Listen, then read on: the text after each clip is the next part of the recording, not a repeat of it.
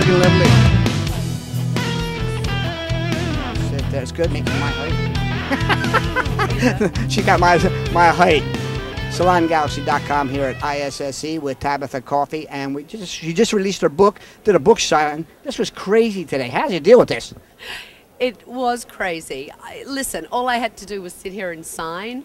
I feel really bad. I think it was 3 hours some people stood in line to get the book signed, and I'm just so grateful that they stood there for that long and hung in there, and really I just am so overwhelmed by how many people showed up. I'm truly grateful. I hope you sell a gazillion copies. Thank you. Run this down. I read the book. I was pretty inspired by that, and I want to mention this to you, but I noticed if you were to say one line, the word bitch, you know, the word bitch, and I noticed that the first letter is bravery. Give us one line how you really feel about that braveness in you. Wow. I mean, on a career level, I think I am brave because I have always taken risks, and I believe in taking risks, and obviously it's proved to pay off because look where I'm sitting. And I think that's something that it's hard for all of us to do, is to take a risk in life, whether it be with our career, whether it be with just our life, is to kind of take that leap of faith. I think I did that obviously when I went on Sheer Genius, and I've continued to do it with the show, and it truly has paid off for me, and I believe that, to me, that is part of being brave. The second letter there is I, right? It is. Intelligence. Now, I'll tell you, she's a pretty intelligent lady. She don't even have to get into that because you can see what you're doing is intelligent. You know, you have a good mind. Now, the tenacity, give me another line. Give me what do you think? Give up. Never give up. I never give up. I say it in the book. I'm like a pit bull with a bone. I never give up. If I want it, I'm going to go for it. It doesn't matter what it is. I do not let anyone tell me no. Okay, so we suggest to everyone, don't ever let anybody tell you no. The creativity we know she has, that's the C. We know she's a creative lady. If you read the book, you'll see the pictures. Talented lady. I'll tell you, I didn't know you were that great of a hairdresser until I went through this. This is amazing. But honesty. That's a really important thing. Out of all of them, that letter struck me. Being honest within yourself, and being honest to yourself and to your audience and to everybody within the industry. You tell me one word. What makes you honest? Why do you feel honest? I think being genuine. For me, honesty comes down to being genuine. It's exactly what you just said. How do you be honest with the industry? What I do every time I take over a salon is I'm really honest with them, and it's in the vein of helping them. And I think we should be honest with ourselves, and honest about our businesses, and sometimes honest about our skill level. You know, and say, you know what, I need to get out there and come to something like ISSE and get some more education. And if you're really honest about it, then I think it really helps. I think it helps when you're honest with yourself and also honest with other people.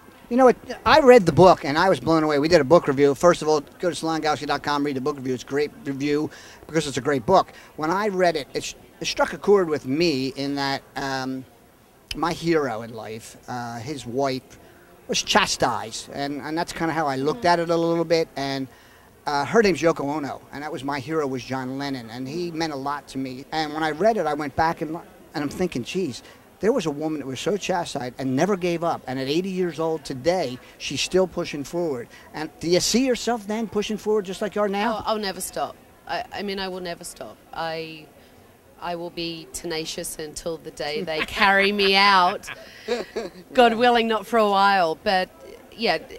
Giving up is not an option to me. I do not give up. I don't give up on myself. I don't give up on my business. I don't give up on this industry. I don't give up on any of the hairdressers out there. I don't give up on the salons I go into. It's not an option. Yeah. All right, then let me ask you two quick questions. I'll let you go. She's pretty busy and pretty tired. I'm sure you are. Your whole salon walked out in the book. But you really didn't get in detail about that as much as I would have liked, you know, and I would love to know, what do you now today think caused that? I own a salon. I know people do walk out. Yep. And they're going to walk out on you. They're going to walk out on them. It's just the way it is. Now they walked out on Tabitha. So they walked out on me, and the person they went to, they've already left there and gone on to the next salon. Well, you know, that's just something I always say, and the leopard doesn't change its spots. If they leave you, they will leave them. What caused them to walk out on you, though? What do you think that was that you did wrong? As strong as a person you are, as talented as a person you are, your salon walks out. You know, I think, honestly, and this is really genuine, I don't think I have the right answer, and I don't think any of us truly do, because I know all my faults. I know I'm tough. I know I'm tough on people. I know I'm a hard boss, but I also know that I'm very forgiving, and I truly care about my staff, and I try and give them everything that they need. Part of it was because there was one bad apple, and that bad apple stirred the pot with all the other people and was that cancerous kind of diva in the salon that was back there yipping with everyone and in everyone's ear and kind of stirred it, because there definitely was one ringleader, and anyone that has had this happen, it normally finds out that there is one ringleader. So why they did it, I don't know, and to be honest, I don't really care. The lesson that I took away from it was I will survive, and I did survive. I did not go under, and that was being tenacious of working as many hours as I had to make sure that my clients were taken care of, my salon was kept open, and my other staff were okay. And I also, you know, have carried that forward. I think the biggest lesson for me was to learn to let it go. So the new staff that came into the salon, I didn't transfer that, you know, kind of resentment or anger onto the new people, because that's not fair. It's a hard thing to do, and I got to tell you, that's some good words of wisdom from Tabitha, because it's going to happen to you. If you're a salon owner, it's going to happen to you. One more quick question. One of the big things I see in the industry, and I don't see you talk about this a lot on your show, and I watch your show like religiously, is the business side of it, the ISSEs or the booth rentals, things like that. That's never kind of mentioned. It's hush-hush, sort of? It's not really hush-hush. It really isn't. You know, here's the thing that I think a lot of people don't understand is there's so much more that happens that you don't get to see, and that's just because, you know, it's 44 minutes on television, but I'm really in there for a week of 10 to 12 hours a day sometimes. So there are conversations that you don't see me talk about. I talk about, you know, the value of online education and how online education is available for hairdressers, that hairdressers should go to hair shows.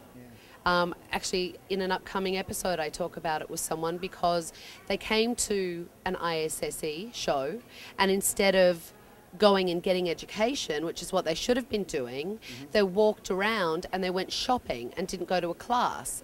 And I called them out and told them that that was the most ridiculous thing ever. If you're going to come to a hair show, yes, you know what, you buy the things that you need to buy, and it's great, and there are some great deals here, but you come for the education, because there are so many great educators here and so many companies that are offering free education to people. How can you not come and get education? So I do actually talk about it. Sometimes you don't always get to see it on TV, but you know me. I'm a big advocate for education. I'm a big advocate. You see me at all the shows. I do a lot of education. You know, it's something that I truly believe in. So whenever I get a chance, I really do talk about it with these owners.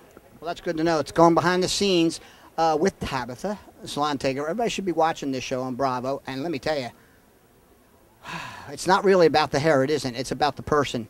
It's about the individual. And I got to tell you, what an individual. This is SalonGalaxy.com. We're here at the ISSE show, Long Beach, California, with TABATHA Coffey. We love her. She's so awesome.